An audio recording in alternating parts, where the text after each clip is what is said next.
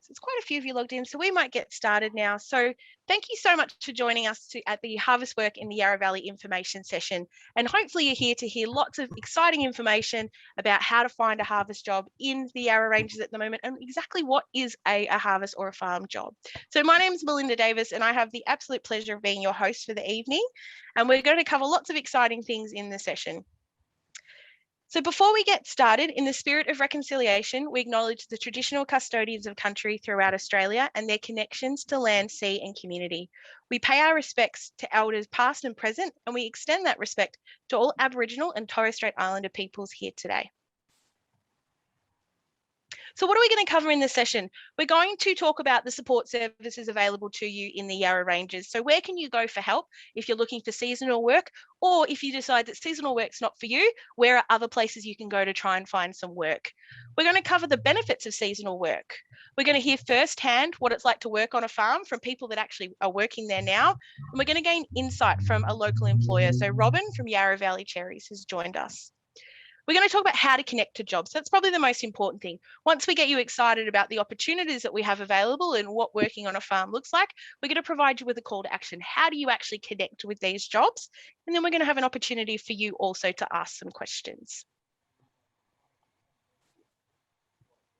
So one of the main support services that we currently have available in the Yarra Ranges is the Job Link. And Job Link has gone live recently. And it's a free online service hosted by Yarra Ranges Council that you can actually log into and have a look at local opportunities.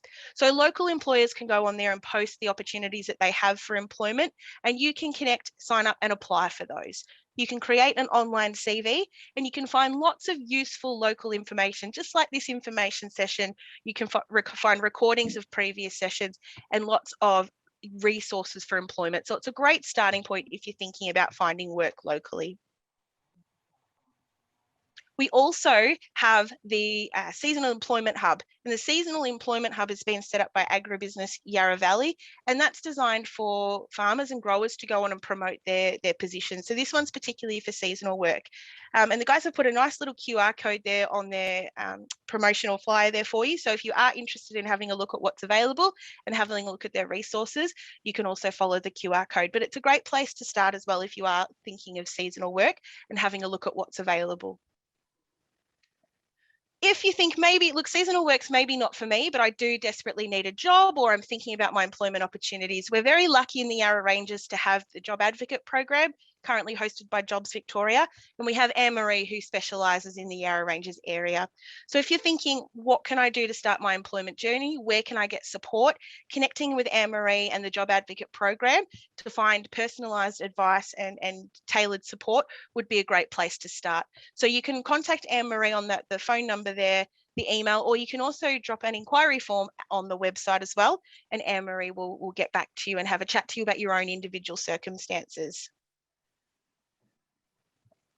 And we also have MADEC, and MADEC are a very big part of our session today. And we're going to hear from Tova from MADEC later, who's going to talk about the services that MADEC provide. But they're part of the federal government initiative of the Harvest Trail. And Tova will be a great resource. MADEC will be a great resource in terms of connecting you to where the jobs are.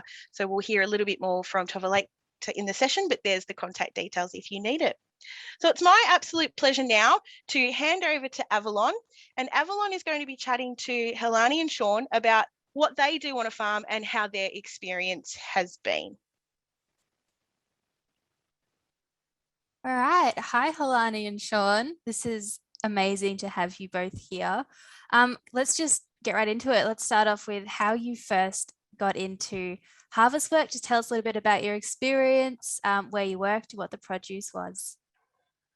Yeah. So basically, I first got started back in February or March, and I started with apple picking, apple harvesting, back in Flinders in Victoria.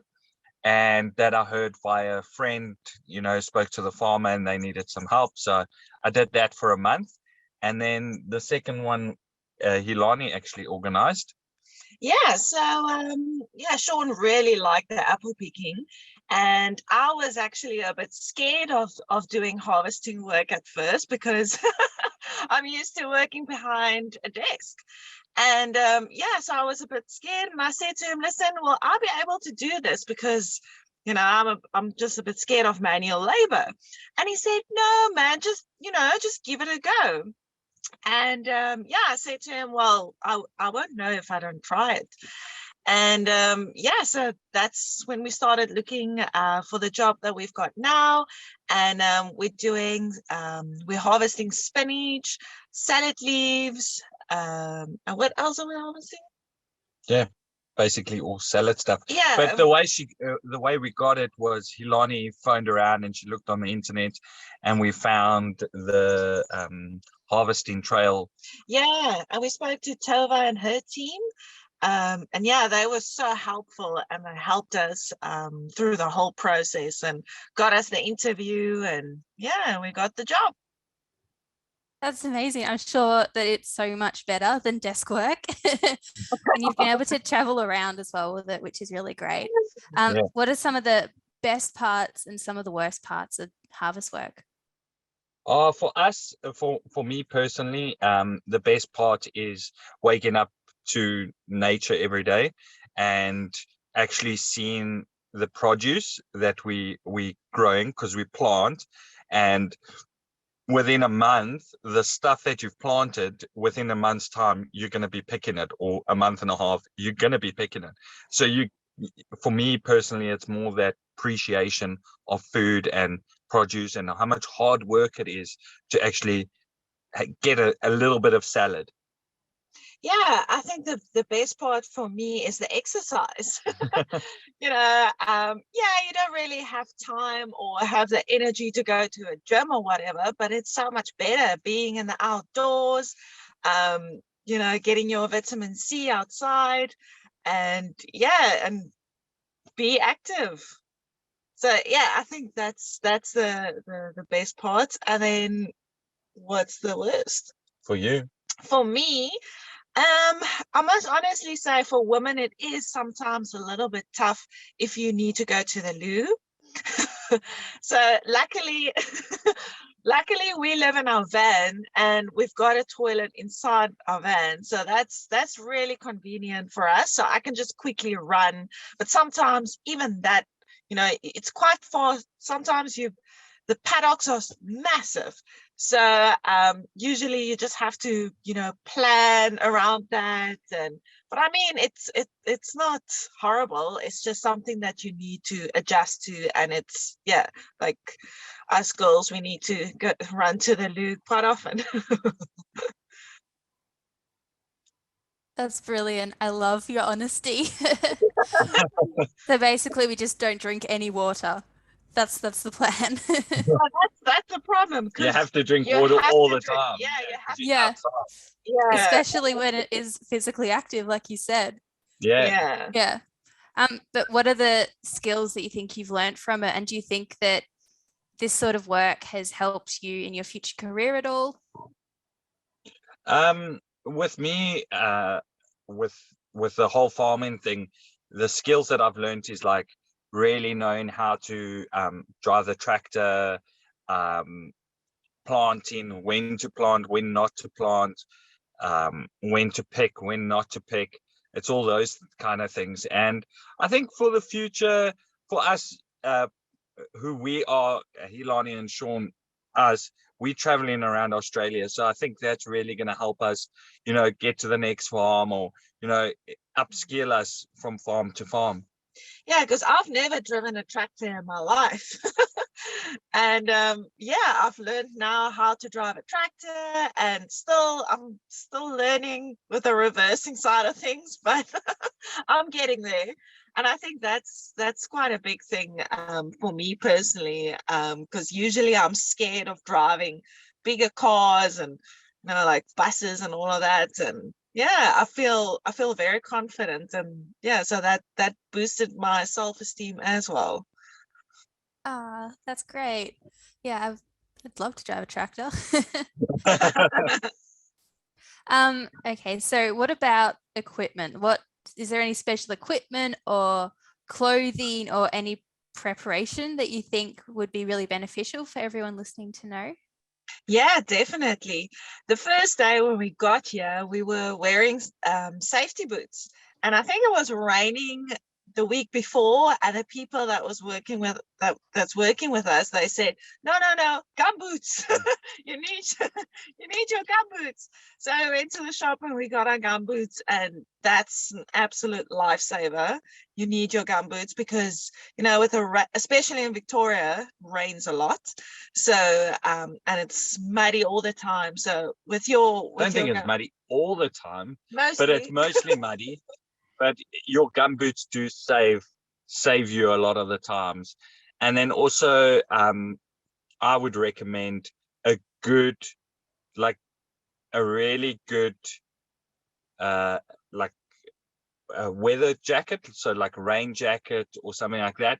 That's like waterproof, massive waterproof pants and shirt, like jacket is a must. And it must be like you get some clothes that's a little bit on the cheaper side, where it says it's waterproof, but it's not. Don't go for that one. Don't go for that one. Go for the little bit more expensive one. Yeah, because we actually have sailing gear, and we've been wearing that, and it's been working perfect. 100%. Yeah. And the other thing would be some hats, big rounded hats, and a lot of sunscreen. I know that usually the farms they give you sunscreen, but get more.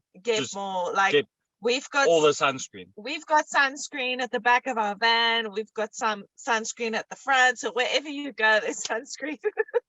So we just quickly sunscreen in our break time. But yeah, that's very important. That's great information. It's so good to know. I'm sure I would have rocked up in my Blundstones and just ended up with mud everywhere. Is there any other advice that you think you could give? My best advice would just do it. Just come out to the farm, help out the farmers, even if it's for 3 months, 4 months, doesn't matter how long it is, give it your all. I promise you, it is hard work, but every day we learn something about life. It's so eye-opening. Waking up in the mornings and seeing the farm, and just come and do it. That would be my biggest advice for people. Just every day is different, and that's also great. And living on the farm is absolutely amazing, because we wake up with a different sunrise every day and a different sunset every day. So, and it's so peaceful and beautiful. It's lovely to live on the farm as well. Yeah, because we live right by a river, and there's cows everywhere, so there's different sounds. Every day is a different sound, and my biggest advice for people is do it. Don't think about it anymore, just do it. And especially for women, I mean, I was really scared because I was like, no, this is going to be dirty, or like us women, like I think a lot of women think that no, this won't be for them. And I honestly thought no. I said to Sean, no. And he said, just try it out. And I thought I'd give it a go, and I'll definitely do it again. Amazing. Just do it. Great advice. Yeah. Thank you so much. This has been really helpful, and I'm sure everyone really appreciates it. I definitely do. Thank you, Helani and Sean. Thank you for having us. Thanks for having us. Thanks so much. Thanks, Evelyn. Thanks, Helani. Thanks, Sean. My gosh, if everyone is as fun as you guys, I think we'll have people lining up for season. You make it sound like a real, a really fun thing to do, and I really appreciate your honesty as well. It really helps paint a really good picture for people who don't know anything about seasonal work. So thank you so much for joining us. Oh, pleasure. Thanks for having us. Awesome. Okay. Now I just wanted to mention we are going to be joined by Robin from Yarra Valley Cherries, and Robin's going to tell us about harvest from an employer's perspective about her farm. But I just wanted to mention as well, we do have a question and answer section there that if you have some questions that are coming up for any of the participants tonight, please feel free to pop them in the question and answer box there. And at the end of the session, we'll make sure that we get those answered for you. Excellent. So, Robin, if you want to jump on and join me now, that would be awesome. Yep. Here. How- Hi. Hi. So, Robin, you're from Yarra Valley Cherries, is that correct? That's right. Yes, Yep. here in the Yarra Valley. Awesome. So, talk to me about your farm. Okay, we're a cherry farm, and we're about 100 acres in total, a little bit more. Cherries, we have about 50, 60 acres of under cherry trees, all different varieties that all ripen at slightly different times. And yeah, we sell, export, local, supermarkets. We have a farm gate shop. People come and buy our cherries from at the farm gate shop. Okay. And we do a lot of online orders too for general public, really. Yep. We Okay. deliver it to. Excellent. So, for someone who doesn't, who like Helani said, is a desk worker like myself, is Yeah. 100 acres, is that a big farm? Where does that sit in the range of farms? No, we're only generally a small, we call ourselves a small cherry farm in the scheme of other cherry farms that are really quite, they could be thousands of acres. Yep. So we class ourselves as a small boutique cherry farm, which keeps us well and truly busy enough, and that we're sort of not too big, so it's nice size, family run. Yep. So we're a nice size. We like to sort of keep things personal between. We like to get along well with all our harvest workers, and you know, we create a nice small team for everybody to work together and get to know everybody. And Yeah, cool. That's really important. I think when people feel comfortable where they work, it's better for everyone that way. yes, and we like to build a nice relationship, especially with our harvest workers, perhaps that are travelling. Mhm. They can come and stay. We have camping facilities on the farm. Yep. So yeah, we provide a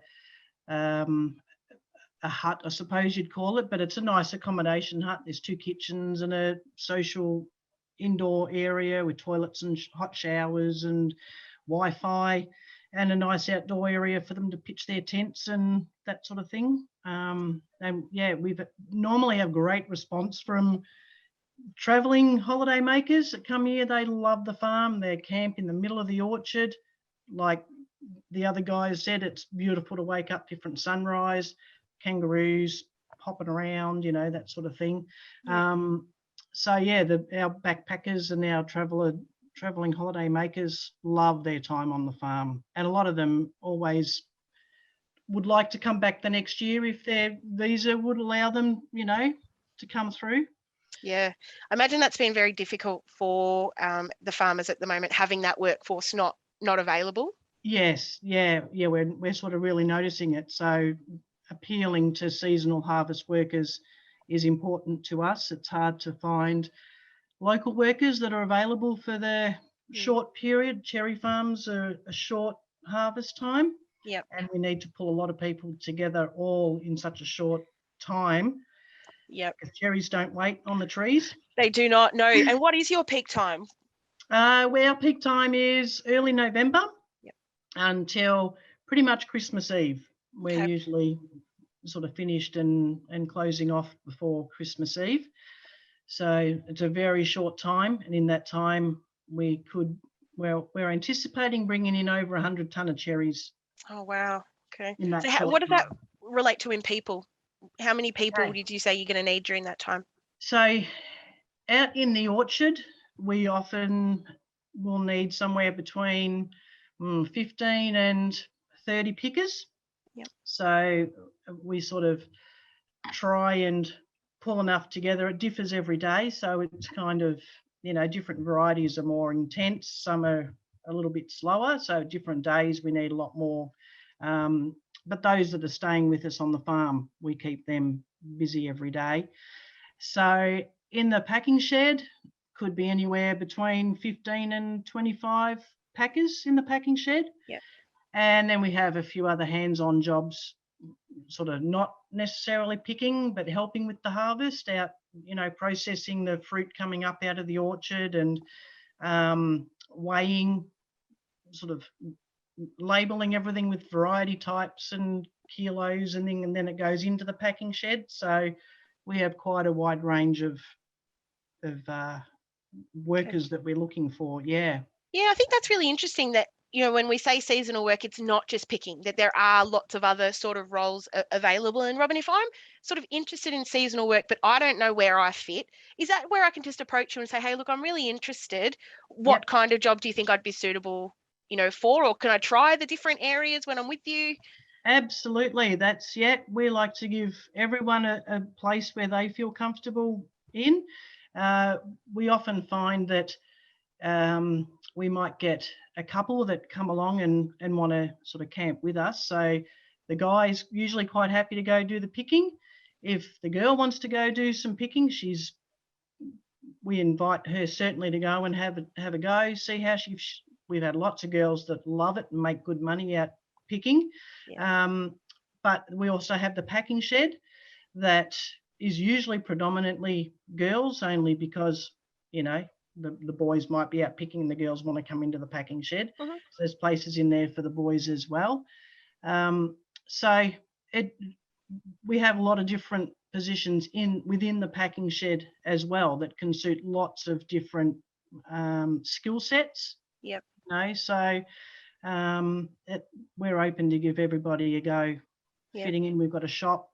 Some of them we've taught to learn or taught to serve in the shop, learn all about selling cherries, customer service, and that sort of thing. We have a huge range of positions. So, like the others said, just give it a go. And, that's all you can do. Give it a go.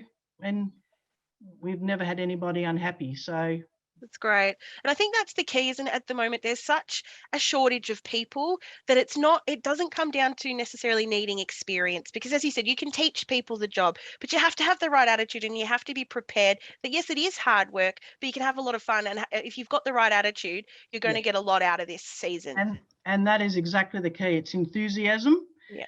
And it's willing to give anything a go. And mixing, we find, if you can, if you're happy socializing and mixing with a wide range of cultural backgrounds, and you'll learn so much from each other. We teach everybody the right way to pick, the right way to pack. We don't expect anybody to come here and be able to walk in and just start straight away. Yeah. Because every farm is different, every packing shed is different, every type of fruit or vegetable has a different packing style, and every farmer, has different specifications that they want them all processed as. So we don't expect anybody to have had any previous experience. Come in, give us a go. We teach everybody. Yeah, no, that's great. I think people really need to hear that as well, and not have that fear of going, because that's quite often a confidence thing, or I don't have any experience. So I guess just to finish up, it's been really valuable to hear from you, but just to finish up, Robin, if someone's interested in the work, how would you normally advertise? Where would people normally find out about these jobs? Well, normally we usually have a lot of backpackers approach us through the year. We're on Pick the World, which is a website where they all sort of source harvest jobs usually.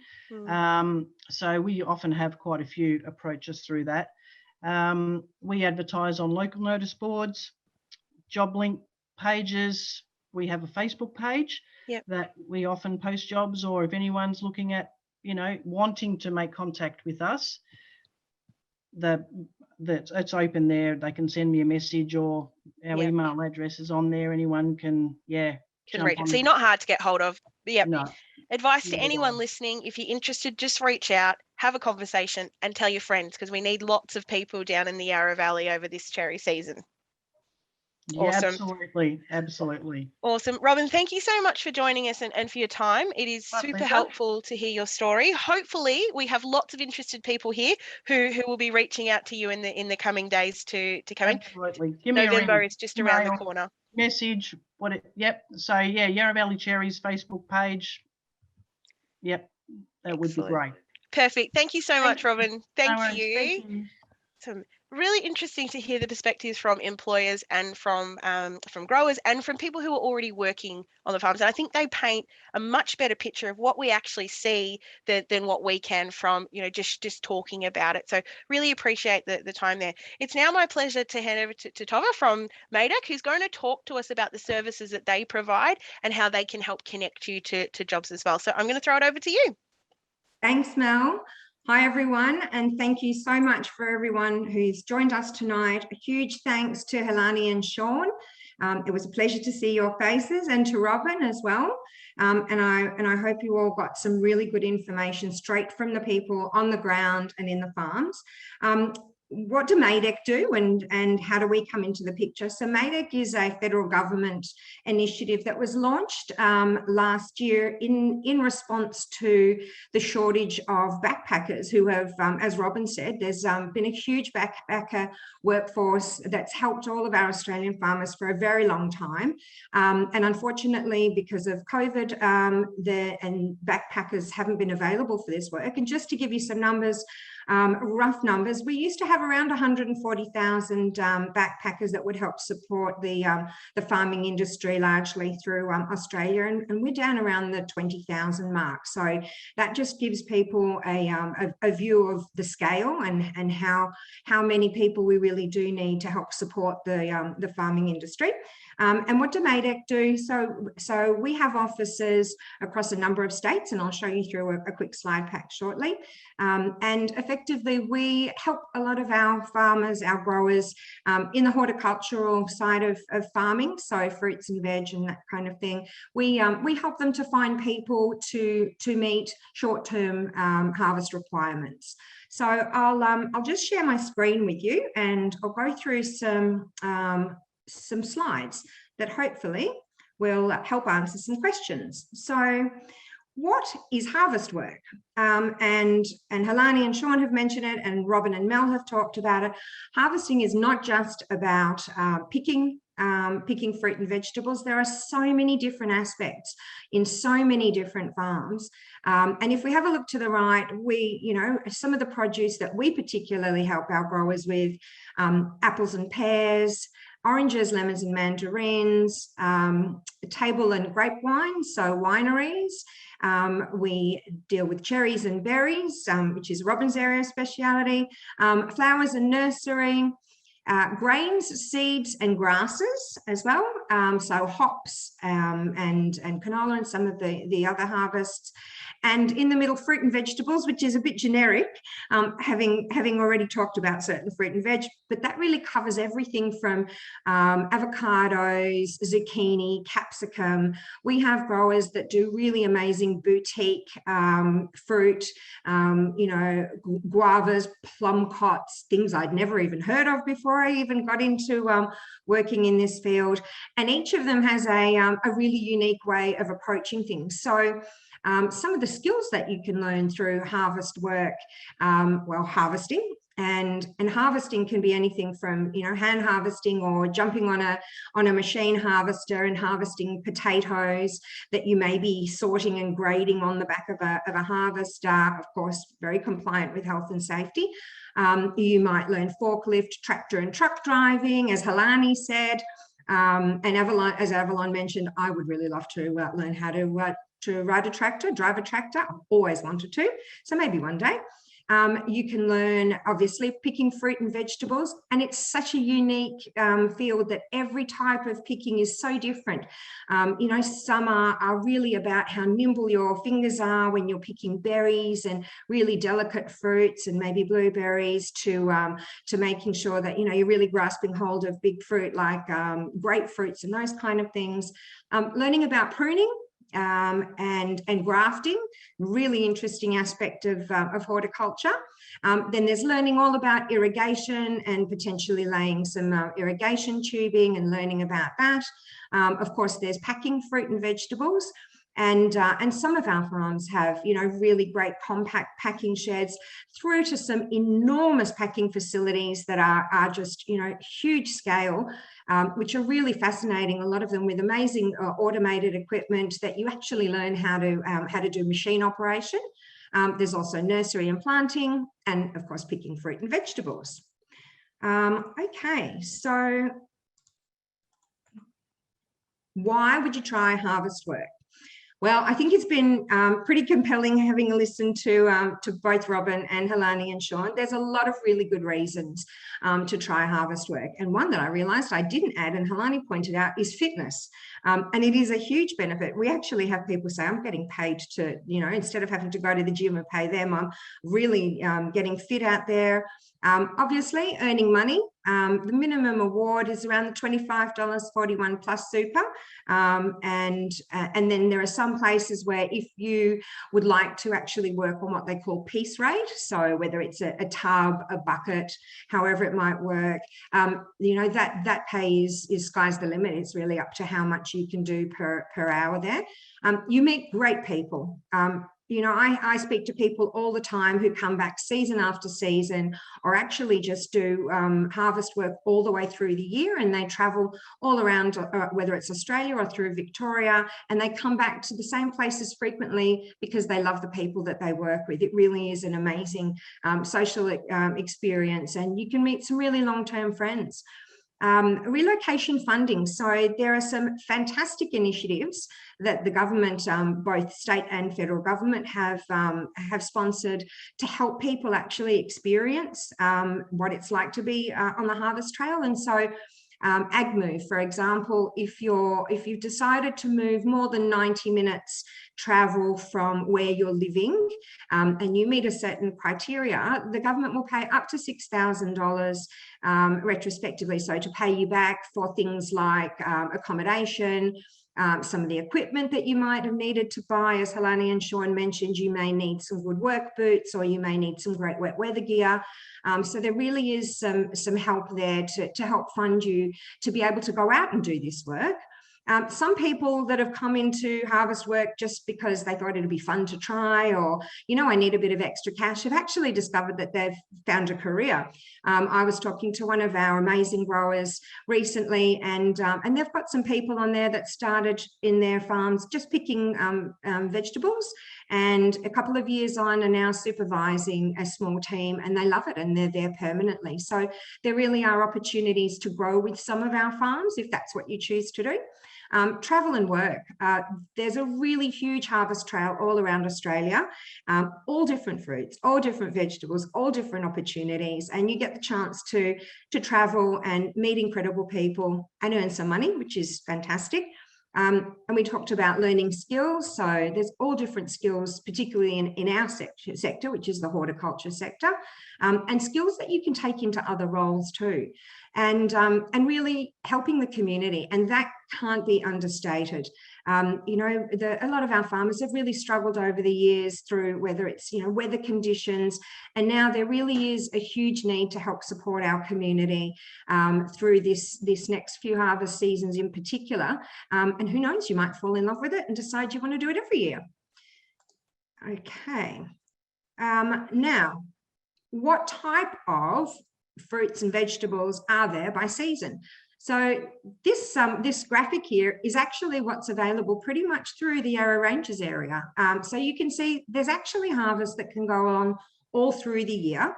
And in summer, very peak period, sort of from November through to December, as Robin said, in cherries and berries as well. But we've got all different fruit and veg all through the seasons. And certain peaks through each of those seasons as well. So if you decide you do want to do the trail, yeah, there's certainly places available for you to go and work all through the year. Now we'll talk through a bit of our peak job periods in the Yarra Valley region. So you can see January, so November it really ramps up. So November, December, January, February, March even to April are really peak periods. Then it gets a little bit quieter around winter time. Having said that, as I said, we still do have farms along the harvest trail that are open all through winter or harvest all year round. And here on the right, we have a little bit of information, and we think it's important that people know exactly what the work's like, which is why we've had people come in and talk to you from their own voice. So just to give you a little bit of an idea, so apple and pear picking, you know, you'd have early starts, it can be quite physically demanding, different work hours, and you'd have work for up to 4 months with that type of produce. Berries, so berries are low-lying plants and you might be bending to pick, so physically fit with strong back and knees. A lot of our areas where we have berry and cherry harvests don't have a lot of accommodation. So very often having your own transport means to get it to work, or actually accommodation is really helpful. Brassica, and for those that don't know, and I didn't really before I started in this area, so brassica are things like your cauliflowers and your broccolis and your cabbages.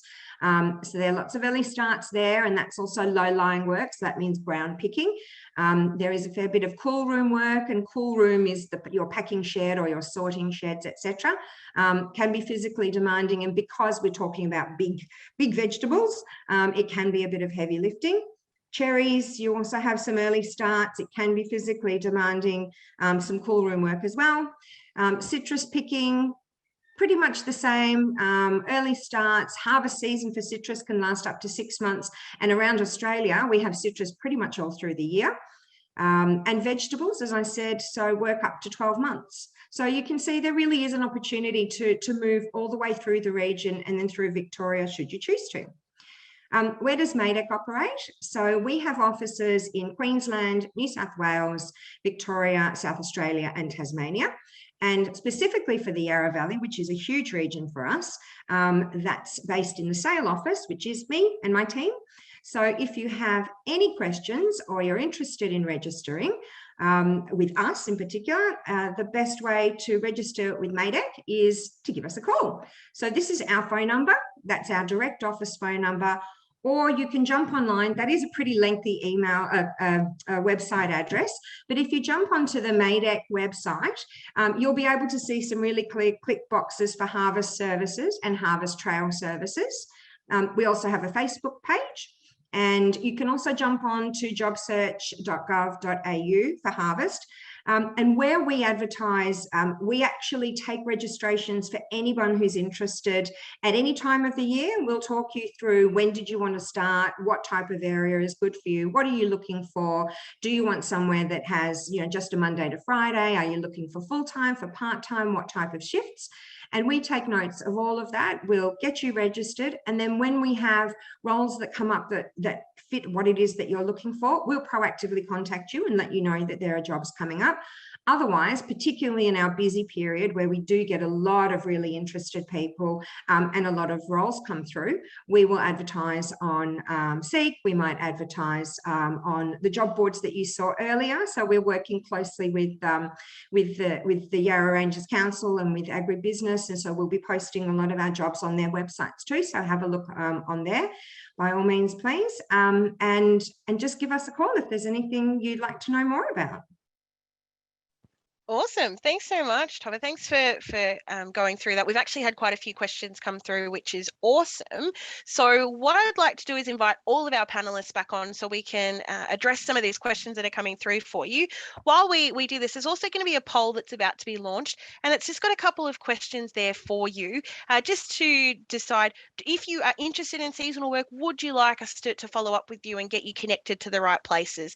If seasonal work's not for you, would you like someone, one of the job advocates, or would you like some additional information on other employment opportunities that are available across the Yarra Ranges? So we'll give you some time to do that, and we're going to start going through some of the questions. So just one that's come up, Robin, if I can address some to you first. So some that are coming through is, we have Tim who lives in the Yarra Ranges, and he's saying, you know, if he lives in the Yarra Ranges and can drive to and from the farm, is it necessary to stay, or is that also okay? Yeah, of course, that's okay. Yeah, we offer the camping just for those that are travelling, may not have a permanent base here in the Yarra Valley. Those that are following the Harvest Trail often look for a place to stop for the part of the season or the whole season, whatever they're working on. That's just an option that we make available. But no, certainly if you live nearby and happy to drive in and out each day, certainly welcome that too. Perfect. Excellent. I've got a couple more questions, Robin, that you can probably help best with. So Sure. we've got some questions coming through from some young people, which is awesome, but they're just wanting to know, we've got some teenagers that are here, how can they be involved in harvest work? So is there a minimum age requirement to participate in harvest work? Yeah, horticulturally, it's 15 years. We can't hire anybody under 15. Over that, we're open to any age. So we have people here from 15 to 65 that come in and work, just do seasons, part-time, whatever they'd like to do, but no age limit other than 15. No, that's great. So if 15, no, that's okay. So if I'm 17 and I don't drive, obviously you're quite difficult to get to, but if a friend of mine is 18 and they're driving, I'm still encouraged to come and apply, come and do it with your parents. We're not looking to be age to be a barrier. It's more about having a conversation. How can we make that work for you? Absolutely. Awesome. And so all of these young people that are listening can come and spend schoolies with you, Robin. Yeah, absolutely. Yeah. Sure, they'd be looking for something more exciting than. Absolutely. Oh, look, I don't know what's more exciting this year. Just being out and about sounds like an interesting thing to me. There are just some questions coming through about wages. So for children, like for teenagers. So wages are all regulated, aren't they? They're all, So do you want to just explain a little bit about how wages are calculated? Yeah, of course. So we base our pays on the horticultural award. So we pay minimum rates as according to the award. Let me just grab that off the wall here. So just as an indication, so for 16-year-old casual working in the packing shed, so that's an hourly rate in the packing shed, we pay, that's $15 an hour as the award set, up to, so 18 is $20.34 an hour. Casual over 20 is $25.41. So we meet all the requirements of the award wage plus super on top of that. The packing shed can consist of a lot of hours. So over the course of the season, you can do some pretty big weeks and make some pretty big money through December. And then, of course, picking is piece rate. So according to, the variety and picking rates, it's, if you pick fast, you make money. Yeah, no, absolutely. Awesome. Thank you. And I think that's the key takeaway, is that it's not just a random amount. Like it is absolutely regulated by law. You follow all of those requirements around wages, safety in the workplace, paying super. So regardless of whether you're under 18 or over 18, it's all governed and all regulated, and is there to it's to support that process. So again, best advice is have the conversation. If you're not sure, you don't drive, don't dismiss it instantly. Have the conversation with someone, because there might be someone that can get ways of around that. So it's just, again, it's about that attitude, isn't it? Yeah, absolutely. Excellent. So Robin, one more for you while you're here. Sorry. Yep. I've just, you touched on it before, but we've got Michelle who said she's over 50. Would she, can she get work? And you touched on that before. You've got quite a wide range of people. Absolutely. Yeah, absolutely. And we're open to anyone. If they're enthusiastic and fit, ready to be here to work every day, that's all we ask for. So I'm over 50 and I'm here. Absolutely. Age is no barrier. The fruit has to come off. So anybody who is capable of doing so will be welcomed with open arms. Absolutely. Absolutely. Excellent. There's a few more coming through for you, actually, Robin, while we're here. So what are the average working hours each day? So in the orchard, it's early starts, and usually the pickers try and wind up early afternoon, mid-afternoonish, depending on how many is out there and how quickly they all get through. Some are happy to stay and pick all day if the weather's lovely and they're enjoying their time outside. We're happy for them to pick till they've had enough. In the packing shed, hours early in the season can be 20 or so hours, and then as December rolls by and we get busier and all the crop is coming in all at once, we can do up to 60 hours in the packing shed that week. Mm. So that can give a pretty good hourly weekly pay over the course of that week. So yeah, Yeah, plenty of hours absolutely. then. And Yeah. weather would play a big factor in the hours, wouldn't it? Absolutely, yeah. And the timing, the varieties, some varieties early in the season are sort of short packed, so we try and do a 5-hour packing day. May not do every day in the first week, might be every second day. So we try and give everybody a decent sort of time, so they come in, they get 5 hours, you know. But yeah, as the time goes on, if we get a rain event, a lot of rain, that increases our packing time considerably, because we have to do a lot more in sorting and removing cracked and damaged cherries, so that increases our hours. Time. Okay, yeah. And another, what we know that people can come and do, you know, the whole season with you, but is there a sort of a minimum requirement that you look for if people come for, can only give you a week or 2 weeks? What does that look like for you from an employer's perspective? From an employer's perspective, we really prefer it if they can come with the view of staying. So the time that we dedicate to training everybody up and getting them going, it can take a few days before they sort of get into the rhythm and get their head around, you know, how we're actually doing things and sort of get the flow, if you know what I mean. So we sort of appreciate that if anyone's sort of looking to come here, it is a short season. So for us to get someone going for 2 weeks, and then we're happy if it's not for them and they decide that's not for them, we don't expect them to stick around and do something they don't want to do or not enjoying. That's fine. But over the course, it's sort of, because we're such a short time, it's an intense time. So once we're going, we like to sort of get going, and then we've got trained staff on the go, sort of thing. So everyone, yeah. Absolutely. And I don't think that's any different in most jobs. Like, people are, you know, the investment that you put in people, you do like to see a little bit of a return, and I think that's completely, you know, reasonable as well. And if, as you said, if people don't like it, there's no obligation to stay, but at least try and see whether you're into it. Yeah, okay, and we excellent. like to be able to rely on our staff that they'll be here the next day. They know what they're doing, so they'll be here the next day. And they can all rely on each other as a team. So that's important to us.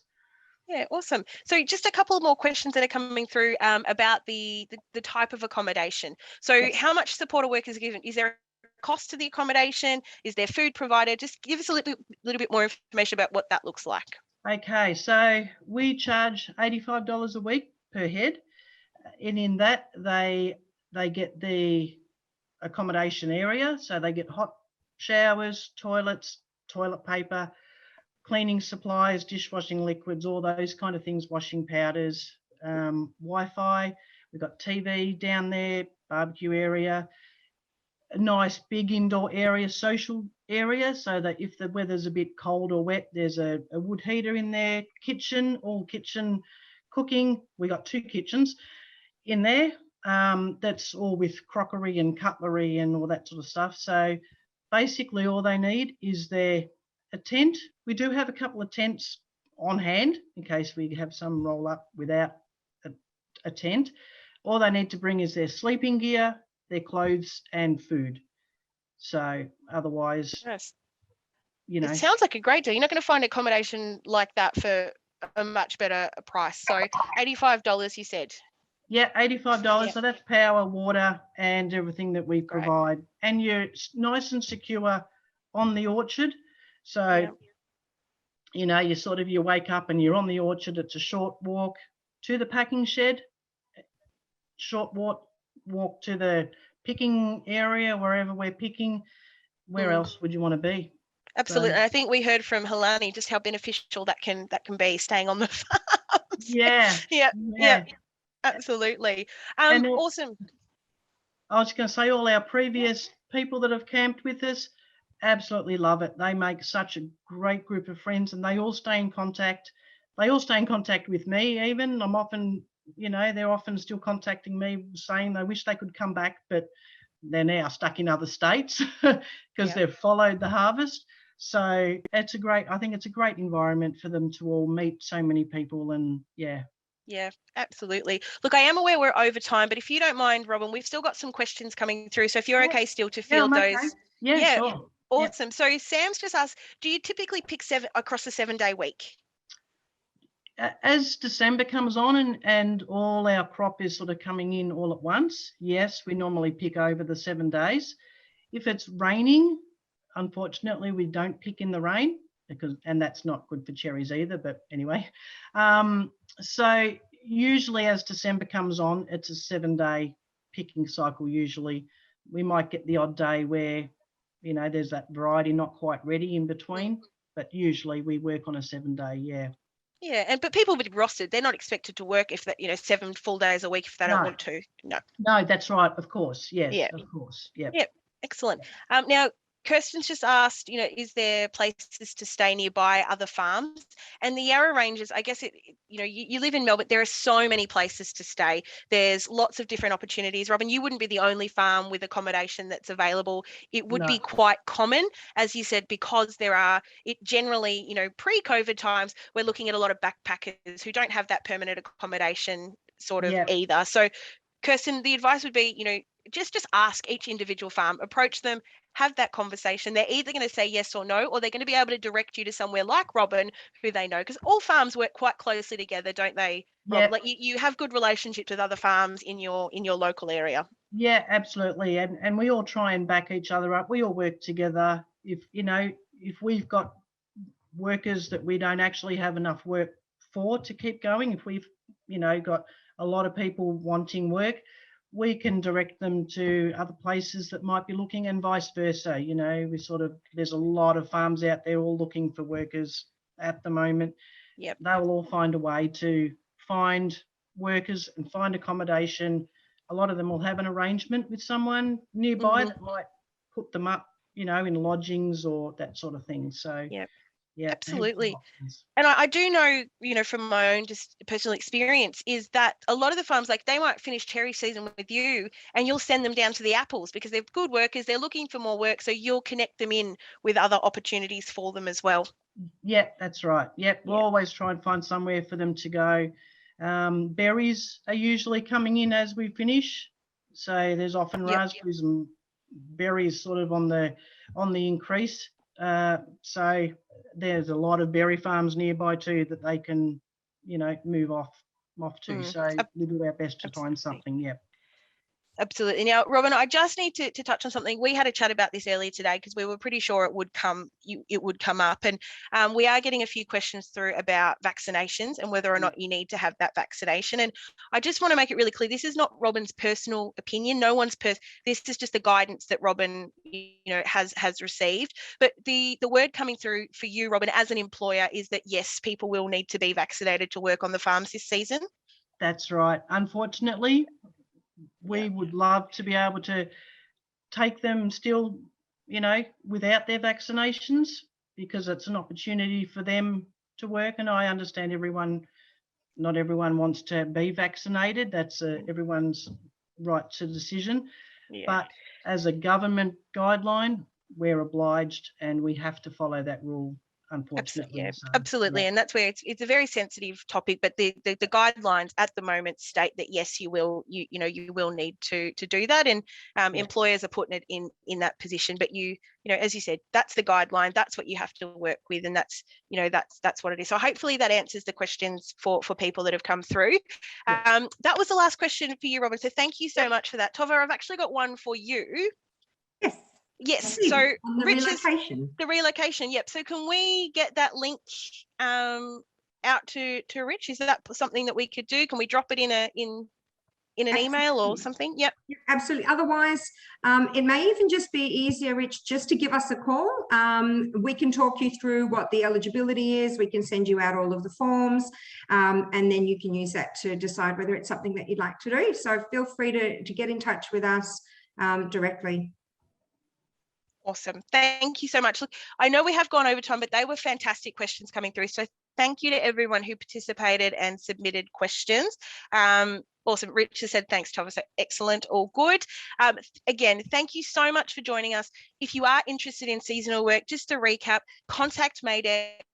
You can contact Robin directly if Yarra Valley Cherries is what's interested you. You can have a look at the Seasonal Employment Hub from the Agribusiness Yarra Valley. There is the jobs link. And if you're thinking, look, all of this sounds good, but maybe seasonal work's not for me, there is the Job Advocate program here in the Yarra Ranges as well. So you can connect with them and they can chat to you about other opportunities. Okay, so it's not about it not being the right thing, it's just maybe not for you, and we understand that. But if this has resonated with you, if this sounds like something that's interesting to you, as we've seen, Helani took a leap of faith and hasn't looked back. Have the conversation, contact Tova, contact Robin, come through, let's see what we can do for you, and let's get those cherries off the trees for Robin. So Absolutely. yeah, so to Helani and Sean, to Tova, to Avalon, to Robin, thank you so much for joining us. Thank you everyone for logging in. We do have another session that we're running on Thursday. So if you think your friends or family or people that you know would benefit from hearing this session and get to ask some questions, please encourage them to register and join us for the session. And we'd love to have a chat to them. So that is it from us this evening. Thank you so much for joining us. Have a great evening, and we will see you all in the field soon.